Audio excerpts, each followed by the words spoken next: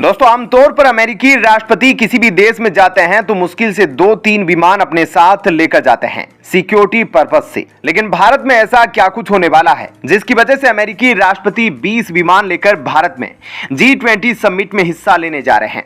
बता दें कि समिट में चीन नहीं आ रहा है, जिससे अमेरिका भी कहीं ना कहीं खफा है, क्योंकि अमेरिका कितनी दूर से भारत आ रहा है आप अमेरिका और भारत की दूरी को अच्छे से जानते हैं।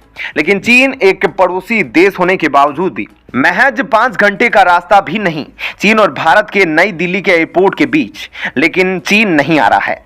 दोस्तों, इस वजह से जरूर अमेरिकी राष्ट्रपति खफा है। लेकिन यह जो 20 विमान भारत आ रहे हैं, भारत की इतनी सिक्योरिटी टाइट होने के बावजूद भी, तो यह क्यों आ रहे हैं, तो इसके बारे में हम आपको थोड़ा सा डिटेल में बता दें। भारत 2 दुश्मन देशों से घिरा हुआ है जो भारत को हमेशा परेशान करते रहते हैं। कहीं ना कहीं अगर भारत में कोई भी सक्सेसफुल इवेंट होता है तो उससे जलते हैं। दोस्तों, इसी वजह से अमेरिकी राष्ट्रपति को हवाई यात्रा में किसी भी तरह का कोई दिक्कत ना हो, क्योंकि अगर आप पाकिस्तान के इतिहास को देखें एवं मुस्लिमों के इतिहास को देखें तो किस तरह से बड़े बड़े हमले अमेरिका पे इन लोगों ने किए हैं उससे पूरी दुनिया वाकिफ है। आपको याद होगा 2001 का वर्ल्ड ट्रेड सेंटर वाला कांड, याद होगा आपको कराची एयरपोर्ट पर इंडिया से अमेरिका जाने वाले प्लेन की कहानी, जिसे कैसे पाकिस्तानी टेररिस्ट ने हाईजैक कर लिया था। तो ये सारे इतिहास को देखते हुए अमेरिका ने अब फैसला लिया है कि वह 20 विमान भारत में लेकर घुसेगा। अमेरिकी राष्ट्रपति जो बाइडेन के अलावा अमेरिकी ट्रेजरी सचिव जेनेट येलेन भी 8 से 10 सितंबर तक G20 नेताओं के शिखर सम्मेलन में भाग लेने के लिए भारत आ रही है, और यह पिछले 10 महीनों में उनकी चौथी यात्रा होगी। अमेरिकी ट्रेजरी विभाग ने जेनेट येलेन के भारत दौरे की पुष्टि की है। अमेरिका के राष्ट्रपति जो बाइडेन जब भारत पहुंचेंगे तो उनके लिए तैयारी पूरी है और सुरक्षा के इंतजाम भी बेहद पुख्ता। बताया जा रहा है कि अमेरिकी राष्ट्रपति और उनके तमाम अधिकारियों के लिए दिल्ली के ITC मौर्य होटल के कमरे बुक किए गए हैं, और बाइडेन के भारत पहुंचने के बाद उनकी सुरक्षा के लिए तमाम प्रोटोकॉल्स भी होंगे, और एक खास सिक्योरिटी कंट्रोल रूम भी बाइडेन के लिए तैनात किया गया है जो ITC मौर्य होटल से ही ऑपरेट होगा। आमतौर पर तमाम नेता अपने निजी सुरक्षा कर्मियों और गाड़ियों के साथ ही चलते हैं। ऐसा ही अमेरिका और कई दूसरे देशों के साथ भी होगा, जब वे अपने साथ अपने सुरक्षा कर्मियों और अपने चलने के लिए गाड़ियां लेकर आएंगे। लेकिन भारत ने इस मौके पर इन तमाम देशों से कहा है कि आप अपने वाहनों की संख्या पर ध्यान रखें, ऐसा भारत ने कहा। हालांकि भारत द्वारा कोई सीमित आंकड़ा नहीं दिया गया। सम्मेलन में जापान, ऑस्ट्रेलिया, फ्रांस और जर्मनी के भी प्रमुख हिस्सा लेने आ रहे हैं।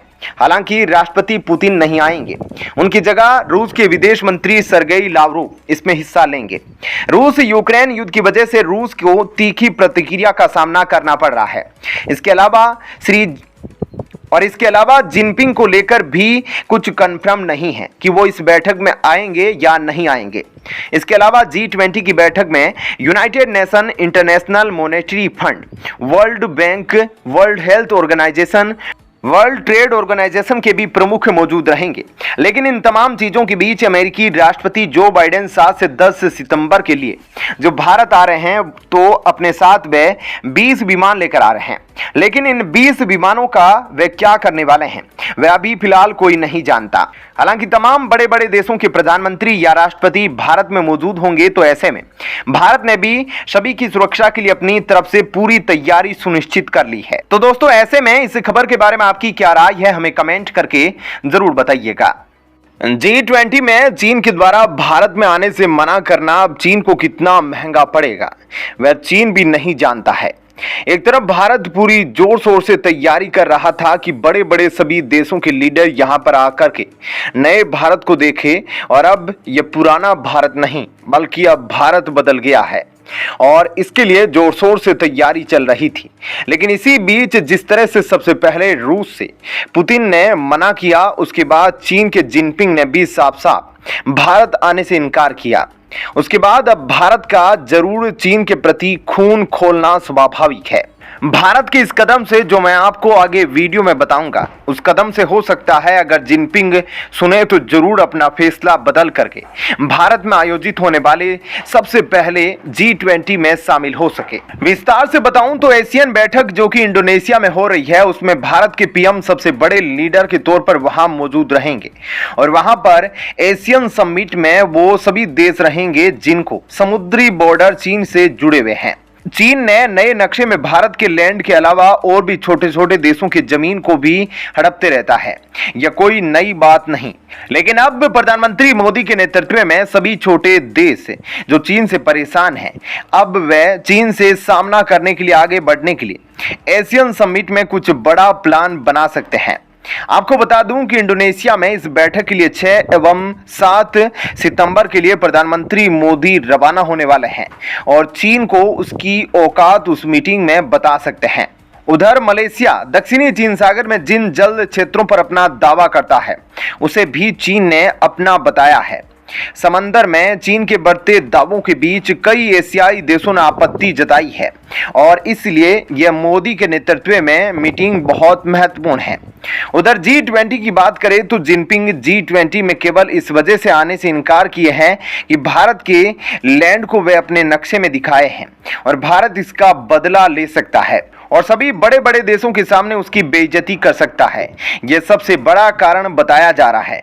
इस वजह से चीन के जिनपिंग आने से खुद मना कर दिए हैं और वे अपने प्रतिनिधि को यहां भेज रहे हैं। आपको थोड़ा सा डिटेल में बताता हूं कि दक्षिणी चीन सागर और भारत के दक्षिण में जो सागर है, उसको चीन कैसे अपना अधिकार जमाते रहता है।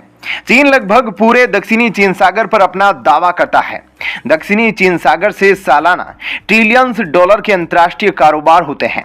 अंतर्राष्ट्रीय कोर्ट ने भी फैसला दिया है कि दक्षिणी चीन सागर पर चीन का दावा वैध भी हो सकता है। साउथ चाइना सी पर चीनी दावे को फिलीपींस, वियतनाम और ब्रुनेई भी खारिज करते हैं और ये सारे देश एशियन ग्रुप के सदस्य हैं, जिसमें भारत भी है और ये सभी अब इकट्ठा होने वाले हैं इंडोनेशिया में और वहां पर कुछ बड़ा प्लान कर सकते हैं। दूसरी तरफ अमेरिका ने दक्षिणी चीन सागर में अपनी नौसेना के पोत लगा रखे हैं ताकि अंतर्राष्ट्रीय समुद्री रास्ते में आवाजाही की स्वतंत्रता बनी रहे।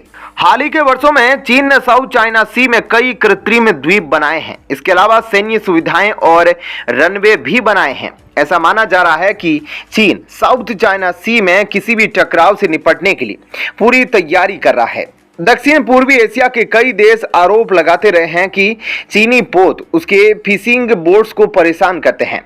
समझ सकते हैं कि कैसे छोटे छोटे देशों पर चीन अपना दबदबा हमेशा बनाते रहता है और वह कुछ भी कर सकता है। इसी वजह से वह भारत नहीं आ रहा है, क्योंकि भारत G20 के मेंबर्स के अलावा अपने कुछ पड़ोसी देशों को भी इनवाइट किया है।